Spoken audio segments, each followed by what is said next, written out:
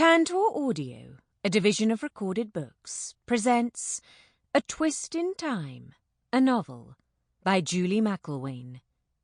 Narrated by Lucy Rayner. Prologue. The woman fought a shiver as she scampered down the dark back alley, her footfalls echoing hollowly on the cobblestone. She grimaced, wishing for a more silent approach. But there was no way around it. Get in, get out, she reminded herself. Her fingers curled around the collar of her serviceable wool coat, clutching it close to her throat in a vain attempt to ward off the night air. It was uncomfortably moist, thanks to the dirty brown fog that had rolled in earlier from the Thames. God willing, her brief return would not be noted by her mistress.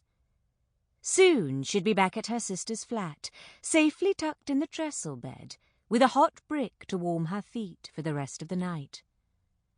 As she approached the servants' entrance at the back of the Grosvenor Square townhouse, she withdrew the heavy iron key from her reticule. From the nearby mews stables, the snuffle and snort and shuffling of horses drifted across the alley. In the distance, a night watchman's voice was a lonely warble as he called out the hour. 11 o'clock, and all's well.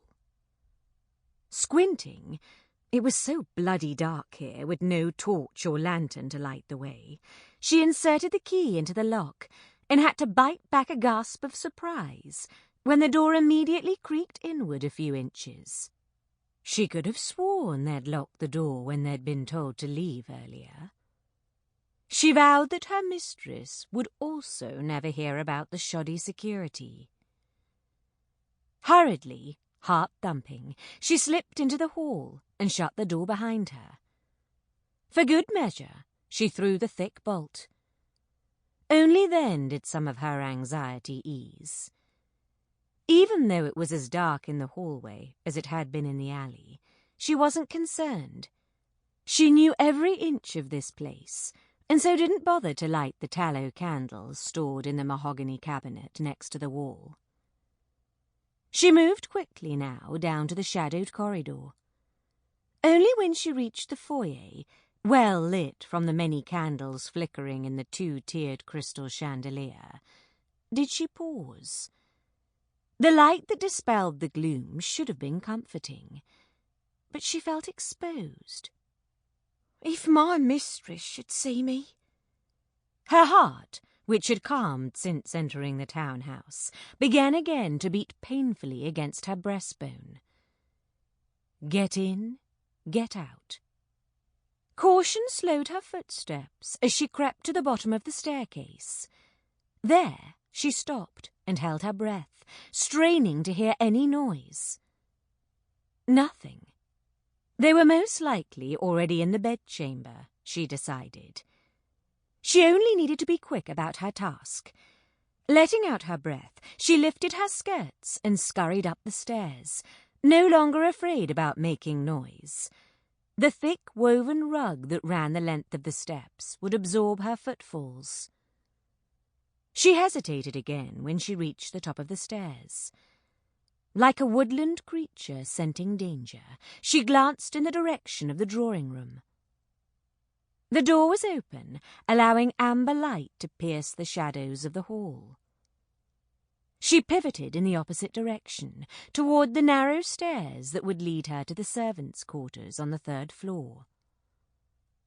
Get in, get out. She would never be able to explain why she didn't go about her business, why the light from the drawing-room seemed to beckon her. For a moment she swayed in indecision, her gaze darting back and forth from the servants' stairs to the drawing-room door. If her mistress caught her spying, she'd be dismissed without references for certain. Against her better judgment, she picked up her skirts and stole down the hallway to the doorway. Silently cursing herself for her foolishness, she held her breath and inched forward. Her heart thudded harder. Just a quick peek. The next second, her breath whooshed out of her lungs. She stumbled back, her heel catching on her skirt. As she fell, she was already screaming. Chapter 1. Sam Kelly did not consider himself a particularly superstitious man. However, as he sat in the Pig and Sail, a popular tavern with Bow Street runners such as himself, thanks to its short distance to Bow Street Magistrates' Court, rather than the quality of its whisky, the back of his neck prickled with an eerie sense of impending doom. London town had always been a brutal city, but tensions had been rising ever higher since England had won the war with Boney, finally exiling the little tyrant to St. Helena. Sam would have rather seen Napoleon hang, or his head roll from La Guillotine, like so many French aristocrats had during their bloody revolution 20 years ago. It didn't seem fair that the bastard had been sent to live out the rest of his days on a tropical island, while honourable Brits shivered in late September's cool climate. In England, it should have been a time of jubilation. But there were too many returning soldiers, and the scarcity of work had put the entire country on edge. The recently passed Corn Laws didn't help matters either, sending the grain price soaring beyond the means of honest, hard-working folk. Sam stared morosely into the glass of hot whisky he cupped in his hands, enjoying the warmth from the glass seeping into his fingertips, and ignoring the laughter and talk of those crowded around him in the smoke-filled room. Times were changing, he thought. Every day seemed to introduce some new machinery that could do the work of 10 men. He didn't side with the Luddites, a bunch of ruffians, if you asked him, smashing the new power looms and weaving machines, burning down factories and causing general mayhem. But he sympathized with their plight, with their frustration and fear that the machines were taking away their ability to earn a decent living. He'd read that some handcrafters had even ended up in the workhouse, if they were lucky. Otherwise, it was debtor's prison. London was a powder keg, he knew, waiting only for a flint spark to set it off. Where would it all lead? How would people survive if machines took over? Oi, Governor! Are you Sam Kelly? Sam lifted his gaze to the small urchin who had materialised next to his table. He thought the lad looked familiar, but he couldn't be sure. The city was fair to bursting with smudge-faced urchins. Who wants to know? William Drake sent me for you. He wants to see you. Sam raised his eyebrows. Will Drake? Aye, he's a night watchman. I know who he is. What does he want? You're the thief taker, Sam Kelly? I'm the Bow Street man, Sam Kelly. Sam corrected coldly, having always disliked the old-fashioned nickname. It carried the taint of corruption from the days when a few unscrupulous runners had been caught working in collusion with the criminal class, assisting thieves to rob the gentry so they could later return the stolen goods for the reward. The lad sidled closer, almost furtive in his manner, though no one paid him any particular attention. Mr. Drake wants me to bring you to him, if you don't mind, sir, he said. You see, there's been a murder. A lady. Real vicious-like. You saw the body? Nay, I was called to the door, but I heard the mort inside blubbering. She was carrying on something awful. All right. Sam hastily tossed back his drink. He wasn't about to waste whisky. even if it came from the pig and sail, and pushed himself to his feet, ignoring the twinge in his knees. Shrugging into his greatcoat, he retrieved his Bow Street baton, with its distinctive gold tip from the scarred table, and used it to point toward the door. Let's go. The lady had been murdered in Grosvenor Square, which actually wasn't a bad place to cock up your toes, Sam reflected.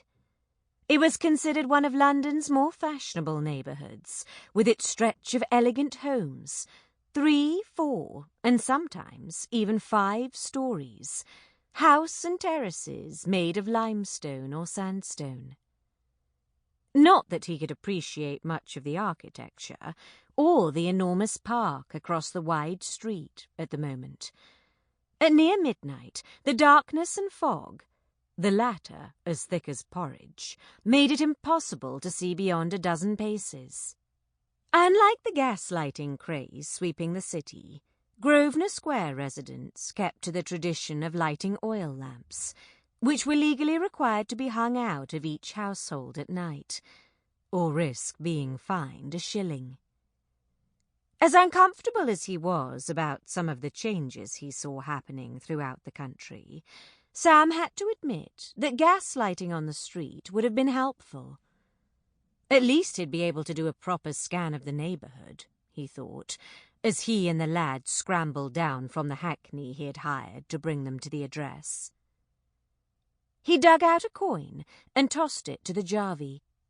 The impenetrable blackness beyond the weak yellow glow of the oil lamps was giving him an itchy sensation that he was being watched. Not an uncommon feeling in London town, considering the number of criminals who often lurked in the shadows. Sam hurried toward the one townhouse that had both an oil lamp burning outside and light spilling from most of the windows. The windows in the adjacent houses were either shuttered or dark, the occupants already in bed or still out for the evening. It almost appeared as though the elegant neighbouring buildings disapproved of the unseemly activity taking place at number 8. It was a fanciful notion, one which had Sam shaking his head as he approached the 2 men standing in front of the partially open door, smoking. He recognised them as members of the night watch, Henry Greeley and Jack Norton. Good evening. He nodded at them. 'Tis evening. Nothing good about it, Jack grumbled, and shifted his body so Sam could enter the townhouse. The devil is surely out and causing mischief. Sam merely grunted a response. Oi! Where do you think you're going?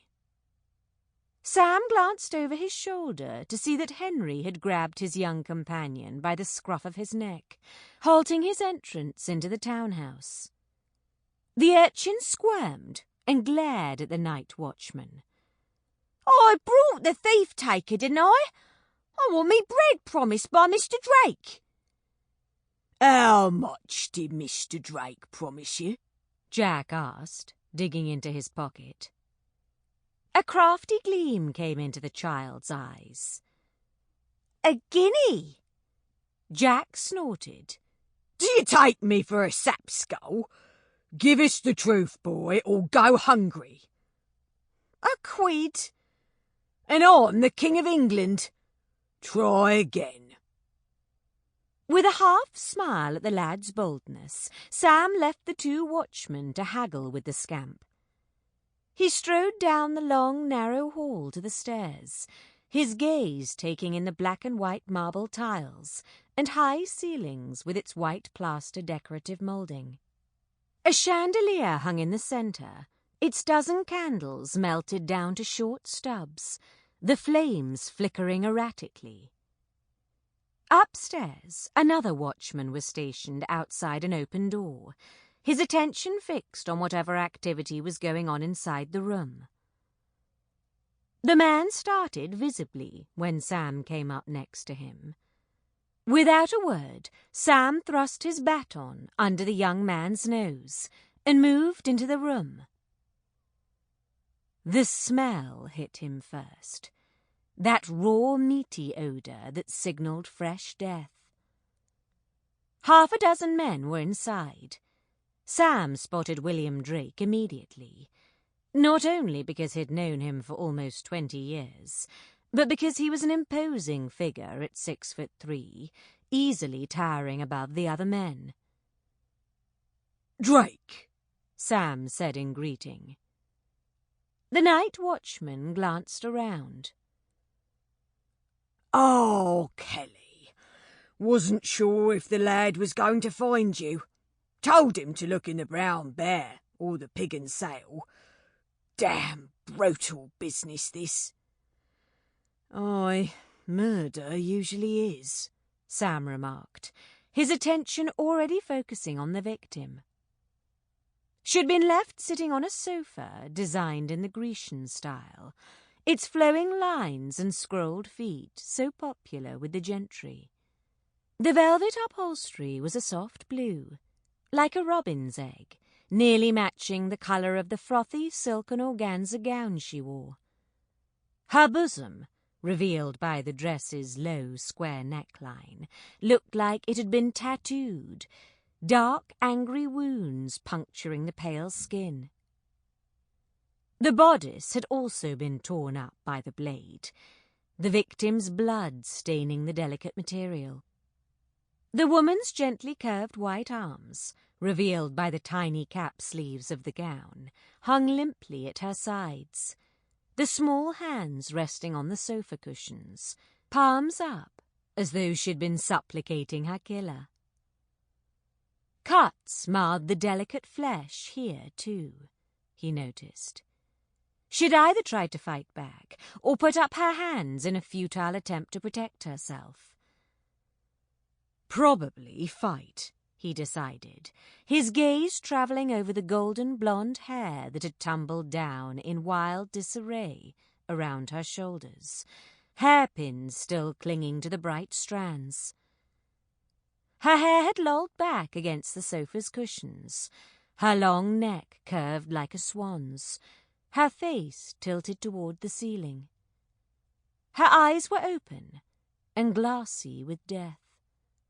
Distaste tightened Sam's features as he examined the victim's face. It hadn't been enough for the fiend to stab the lass to death. He'd cut her here, too.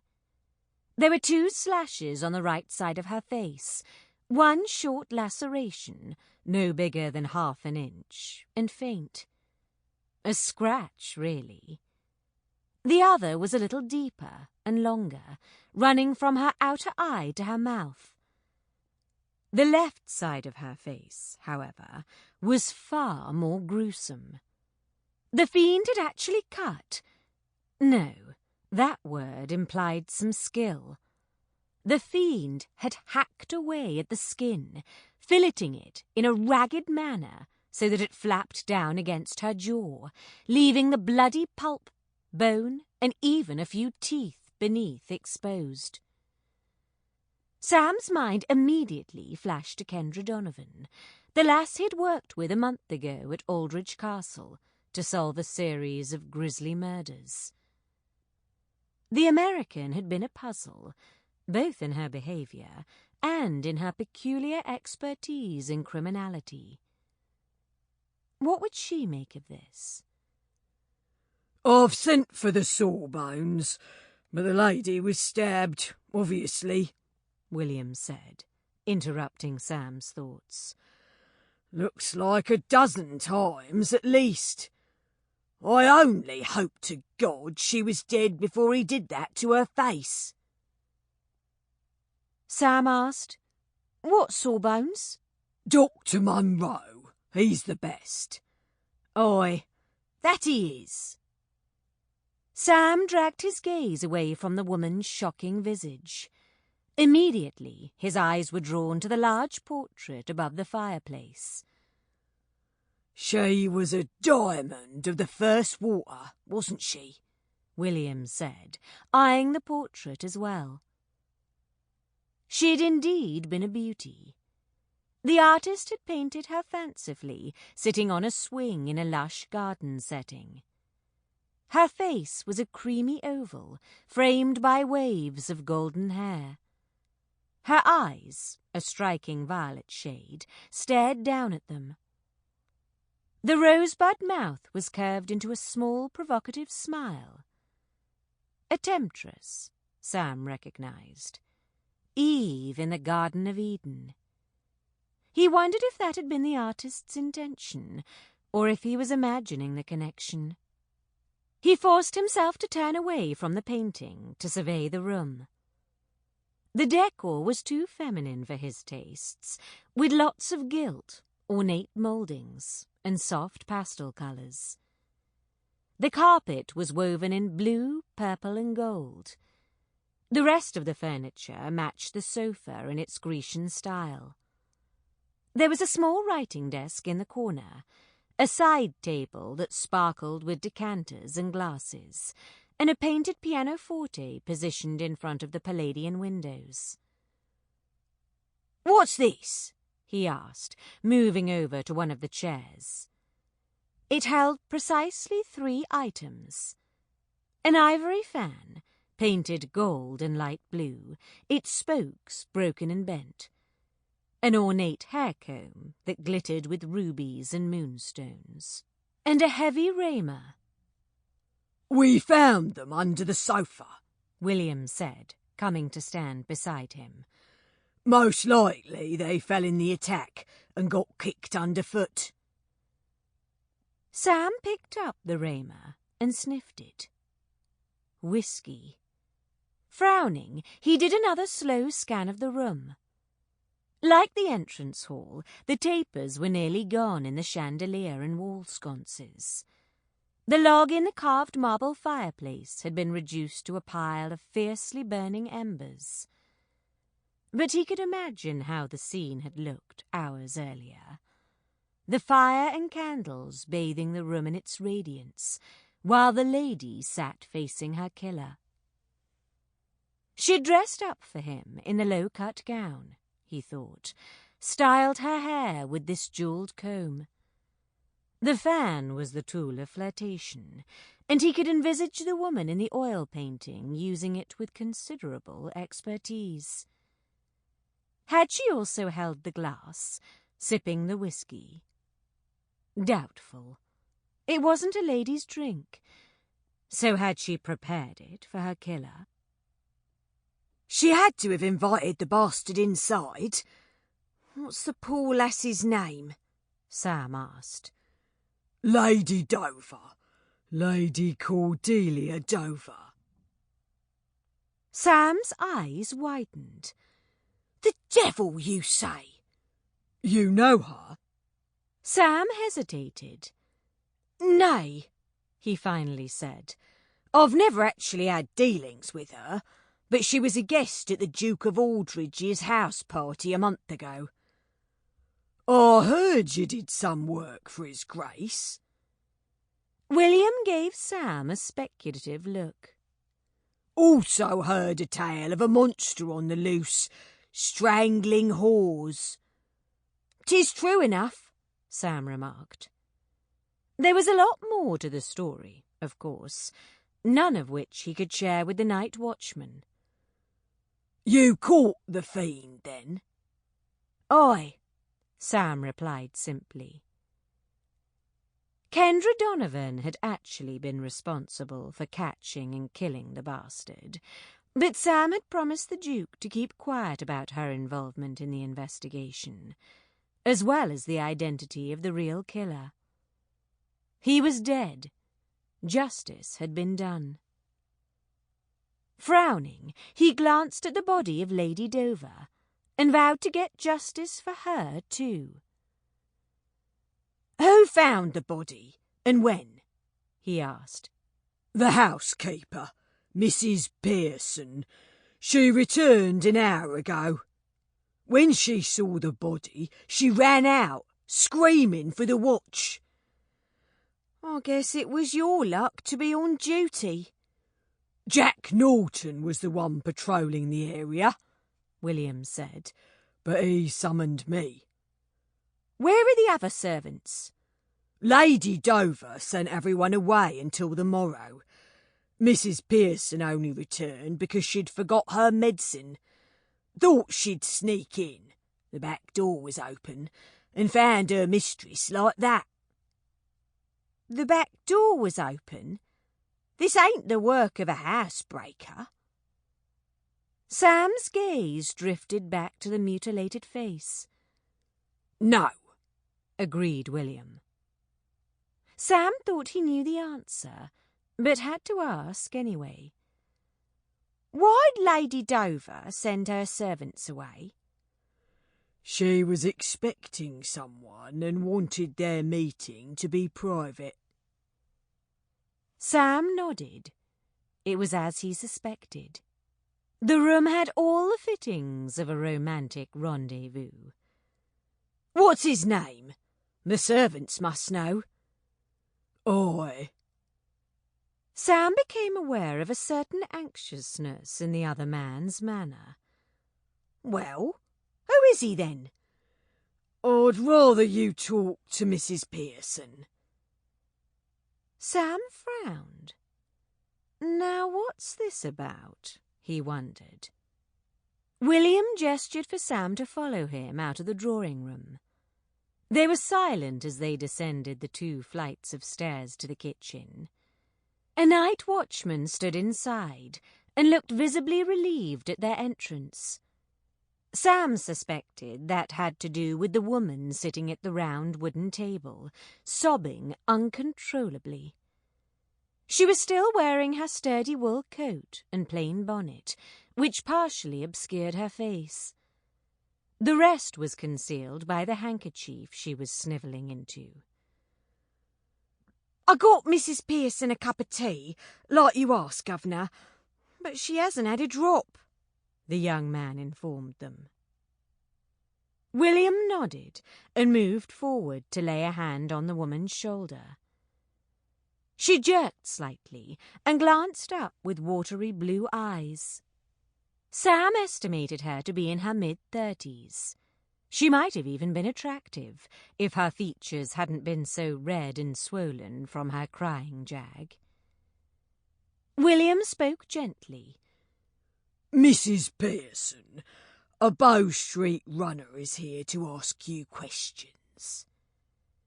The drenched eyes swiveled in Sam's direction. Oh, it was horrible, sir.